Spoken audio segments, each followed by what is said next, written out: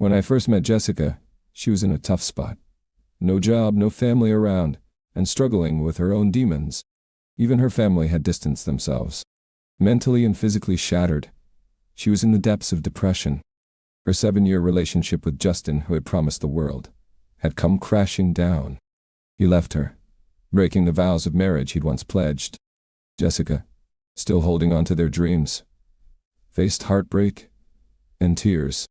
Despite the pain, she clung to the hope that Justin might return.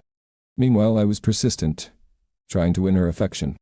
Jessica, beautiful but bruised by the breakup, showed the depth of her genuine love. I desired that kind of love for myself. Convinced I could help her move on, I pursued her relentlessly. It wasn't an easy journey. She never reached out until I took the first step. After a year, she finally called. The joy I felt seeing her name on my phone was indescribable. It was a first. She never called before. "So why now?" When I answered, she said, "I called to check up on you." Her call sparked hope that I was making headway into her heart. Reality had hit her. Justin wasn't returning. She reached out because she decided to move on. I was pleased she considered me in that decision. On her birthday, I gathered the courage to ask Jessica out. With a bit of hesitation, she agreed. That night, she looked like the most beautiful girl I'd ever seen. I knew then I wanted a lifetime with her. Surprisingly, when I proposed, she didn't hesitate. No second guessing, just a resounding yes. Our relationship blossomed into pure bliss, and these 3 years have been my happiest. Our plan was to tie the knot this October, committing to a lifelong journey together. The thought made me immensely proud. Reflecting on our journey, I spared no expense to ensure our wedding was unforgettable. However, a few months ago, I began to notice a change in Jessica. Her distance grew, and she seemed detached from our relationship. Concerned, I asked if something was wrong. She reassured me, claiming it was just wedding jitters. Yet, I sensed there was more to it. Feeling uneasy, I began digging for answers. Jessica's best friend became my source. After persistent questioning, she revealed the unsettling truth.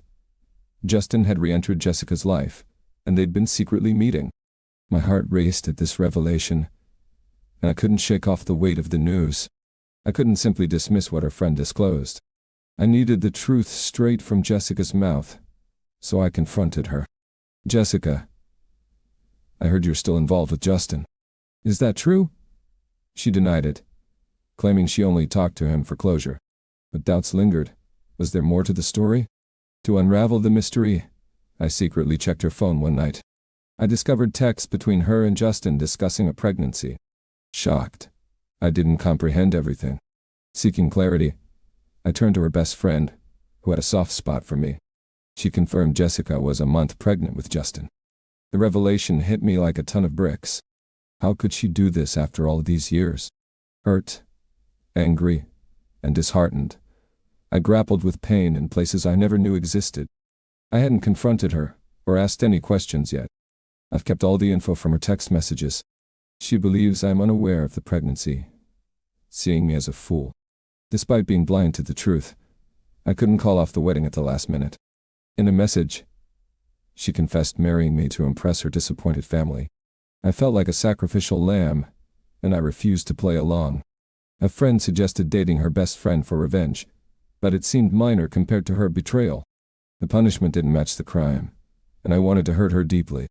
The wedding was just a few months away, and I decided to create a scene. Only a few friends were invited, excluding my family. I insisted she invite all her family and friends.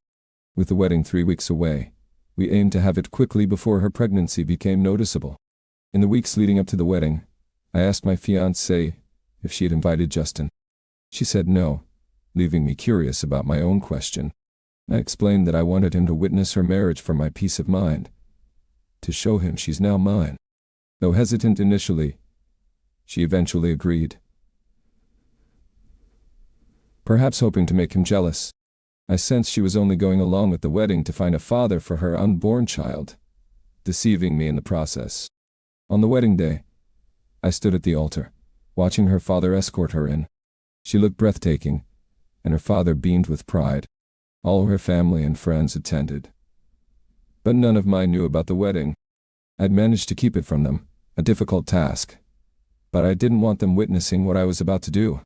Scanning the crowd, I spotted Justin with his now wife, the woman my fiancé had left me for. It was tough for me to look away from him. Justin chatted with his wife casually, as if he hadn't wronged anyone. This was the man who had impregnated the woman I loved. I couldn't fathom how he could be so comfortable, letting another man raise his own child. That thought angered me the most. As my soon-to-be wife approached the altar with her father, her pregnancy was slightly visible beneath her wedding dress. She had tried to hide it, but it was undeniable. Weeks earlier she had revealed her pregnancy, claiming it was mine, and I had pretended to be happy. Seeing her walk towards the altar, the reality of her pregnancy hit me, and tears of pain flowed uncontrollably. It felt like the first time I truly saw it, releasing emotions I had held back for so long. Unconsolable. My heart ached for what I was about to do. People might see it as cruel, and it would likely make headlines in the town's gossip column. But a man can only endure so much. She owed me a debt, and it had to be settled. As she approached me at the altar, wiping away my tears, the crowd observed our chemistry, unaware of what was about to unfold. My best friend, also my best man, had helped set up an overhead projector 2 nights before the wedding, ensuring all the guests would see the projector screen. What I was about to do had been carefully planned. Months earlier, when I chose a party hall instead of a church for the ceremony, my soon-to-be wife raised concerns, but I insisted on having control over the environment. As the moment to exchange vows approached, a tradition for the man to go first, the priest asked, "Do you take this woman to be your wife?" I boldly replied, "I don't." Gasps filled the crowd, and the priest urged me to repeat myself. My soon-to-be wife's eyes widened, and the room fell silent, interrupted only by the sound of the overhead projector screen rolling down, courtesy of my best friend, also my best man. He was ready to present her text conversation with Justin, her ex-boyfriend, and the real father of her baby. As my best friend detailed my soon-to-be wife's infidelity, confusion filled her eyes. I felt ashamed to meet her gaze, embarrassed by the unfolding events. This exposé wouldn't have been possible without my best friend, who seemed to relish exposing her. Unable to endure the presentation any longer, I walked away from the altar and out of the hall, leaving everyone stunned, jaws literally on the floor. My fiancée, lost in her actions, knelt on the floor, crying, a place fitting for a failure and a disappointment. That's where she belonged. Outside the hall, I witnessed Justin's wife storming out, with him desperately chasing after her, begging her to stop. I had disrupted the relationships between Jessica and her family, and Justin and his wife. While they might deserve it, deep inside, I didn't feel any better.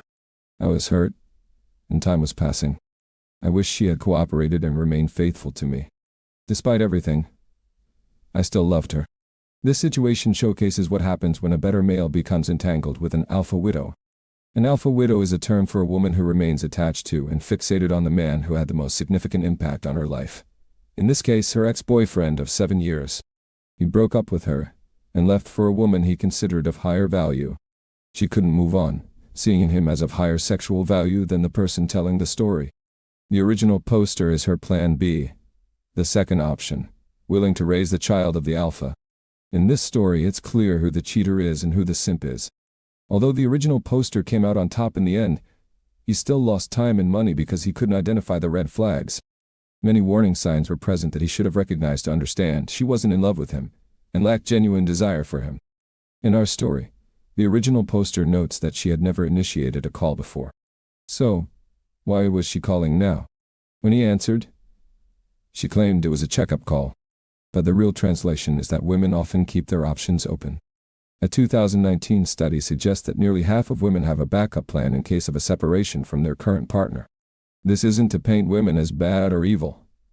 It's crucial for their survival, as we'll discuss in later videos. She called him because she noticed he was losing interest, no longer showing the same level of devotion. So, she reached out to rekindle his desire. Nowadays, many beautiful women have male orbiters around them. Those who provide compliments, attention, and even financial support, acting as plan B, C, and D options. After pursuing her for years, the original poster finally asked her out on her birthday, and she agreed. This situation exemplifies what's known as one-nighters, an attraction to a single potential partner to the exclusion of others. If he had been dating other women, he might have found someone genuinely attracted to him. Instead, he waited in the wings as an orbiter, considered a better male, and a plan B. Yet, our society has been influenced by the idea, perpetuated by Disney and Hollywood, that individuals have only one soulmate. However, this notion is inaccurate. In reality, if you get along and share genuine desire with someone, they could potentially be your soulmate.